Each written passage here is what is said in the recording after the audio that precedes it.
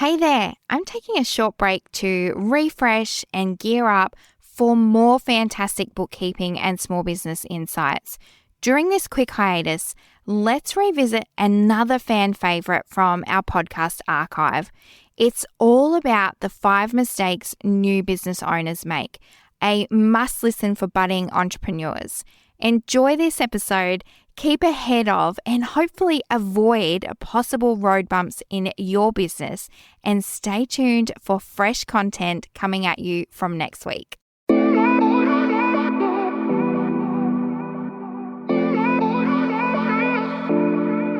Welcome to Your Bookkeeping Matters. I'm your host, Lisa Turner, a professional bookkeeper, registered BAS agent, and your small business cheerleader and mentor. I'm also a wife and mum to 2 little people. This podcast is for small business owners who want to manage their numbers the right way.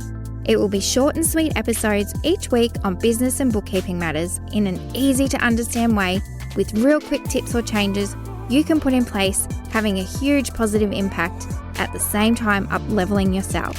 So you can be in control and confident that you know your bookkeeping matters. Let's dive into this week's episode.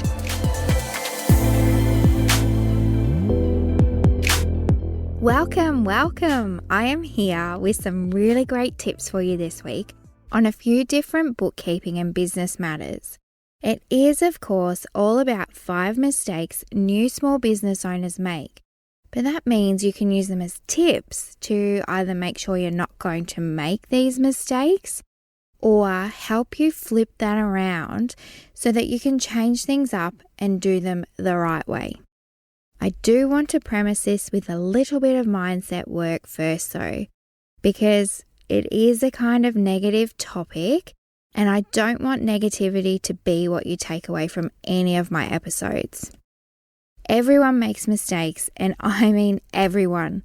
I've made loads and I will make so many more, but to me, they're learning opportunities. Learn from them, change, and grow. If you're not making some mistakes, it probably means you're not trying hard enough. A quote from Evan Davis there. A few others have said it as well. You will get to know that I love my quotes and inspirational sayings. So if you do find yourself making any of these mistakes that we're looking at today or any other mistakes, flip it, change the story, change your mindset and take it as a positive, learn from it and move forward.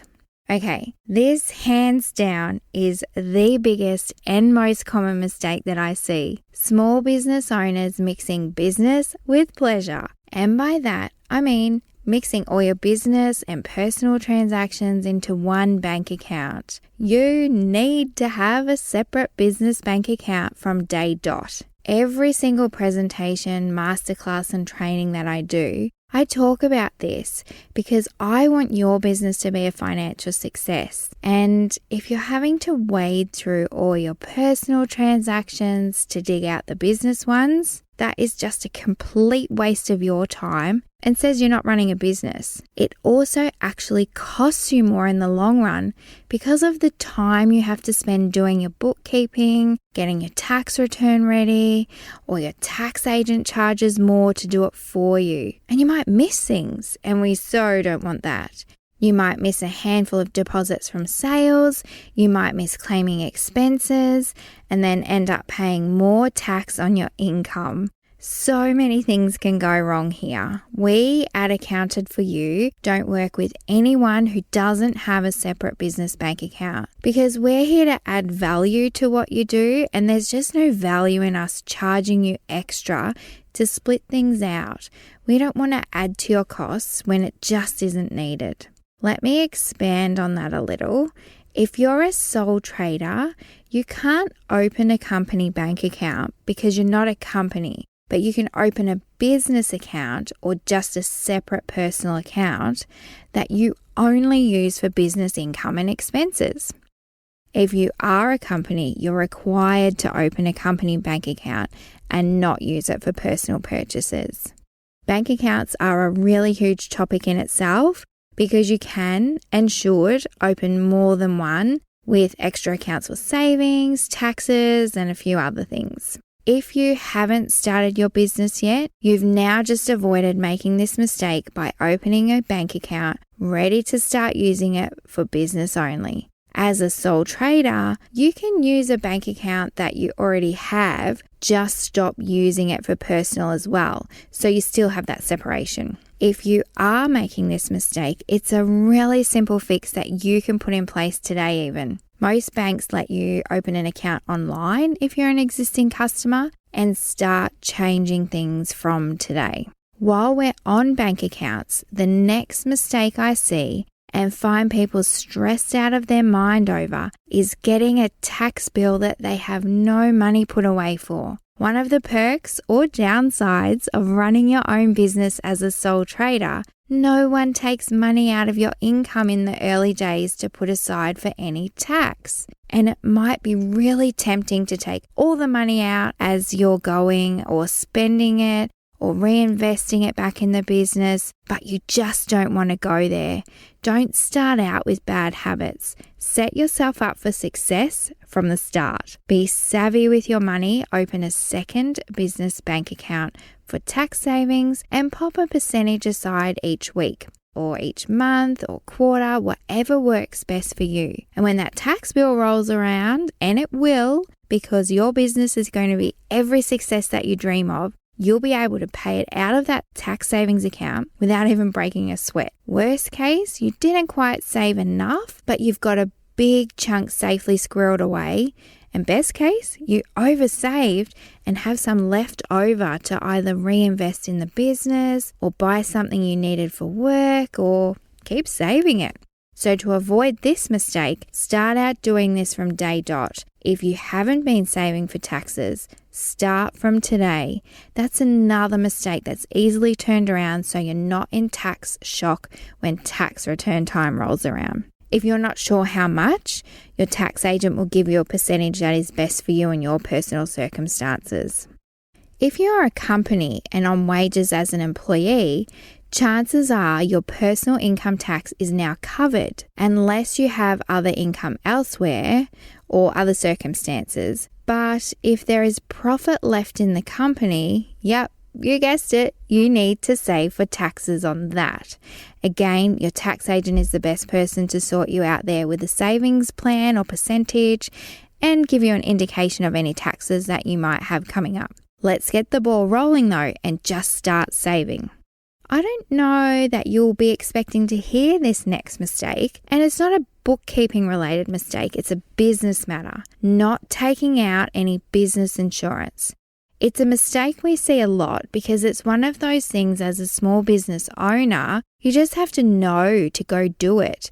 No one tells you unless it's a requirement of a license or something like that that you have to hold. But generally, it's on you to remember to do this. If you're not sure what kind of insurances you need, reach out to an insurance broker, let them know what you do, and they'll sort you out there. Sometimes there might also be insurance specific to your niche or industry, so have a chat to your networks for some recommendations there.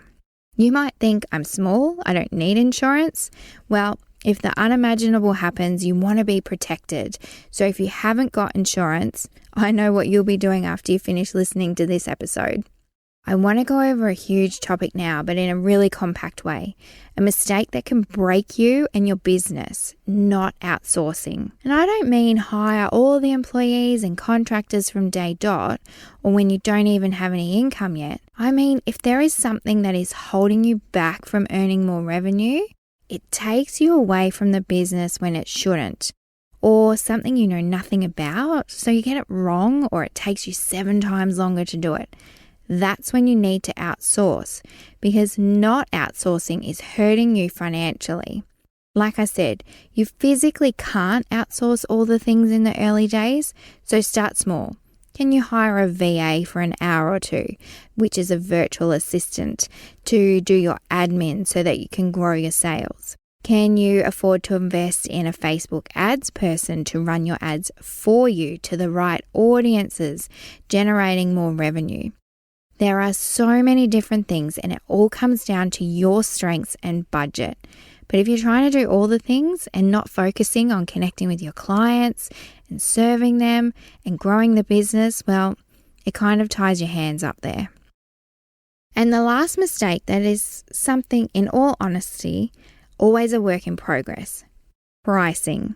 In particular, underpricing. It's so easy in the early days to fall victim to a scarcity mindset where you think there aren't enough clients, so you have to be the cheapest or no one will work with or buy from you. Or you get stuck in the downward slope of comparing yourself to others and using their pricing. No one is you, and no one has exactly the same costs or experience or value that you do. Pricing can be very hard, and there's no quick fix or simple formula to get the perfect selling price. So what I want you to do is this: stay in your own lane. For sure, do your research to see what others are charging to get a feel. But if you need to charge more than that, do it. Don't base your pricing on someone else's. Make sure you cost your expenses accurately so that when you add your profit on top, you're not missing any of your expenses. If you're product-based, don't forget all your costs, like your packaging and little packets of lollies that you pop in your parcels. All that adds up really fast. And don't forget postage, particularly if you offer free shipping of any kind. You need to factor that into your pricing. If you are service-based, and this is particularly tricky for most, again, make sure you've covered all your costs, including your own time, and then add profit on top of that. Also, with your pricing, it's not a set and forget. You need regular reviews to make sure your costs haven't gone up and you're pricing for the value that you're providing. Don't just review it once a year. Pricing is something that we cover and go through in my digital course, Power in Numbers. You can head over to accountedforyou.com.au/pin. And if the doors are currently open, dive in or join the waitlist to be kept in the loop for when they next open. I also have a free pricing calculator, which you can grab yourself a copy at accountedforyou.com.au/pricing calc. Plug in your numbers and it will do the rest for you. It will show you some different scenarios of how much profit based on all different pricing. Of course, those will be both linked in the show notes for you. While some of the mistakes that we've looked at can be quite big and scary, they actually all have easy fixes that you can put into place. Remember, if you've made any of these mistakes, it's a learning and growth opportunity for you to change and move to the next exciting part of your small business journey. Please remember this is all general advice and isn't specific to your personal circumstances.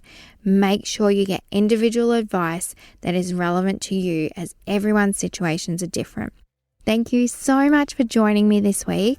And if you've loved hearing these tips, hit subscribe so you don't miss any episodes. And I'll chat to you next week about more of your bookkeeping matters.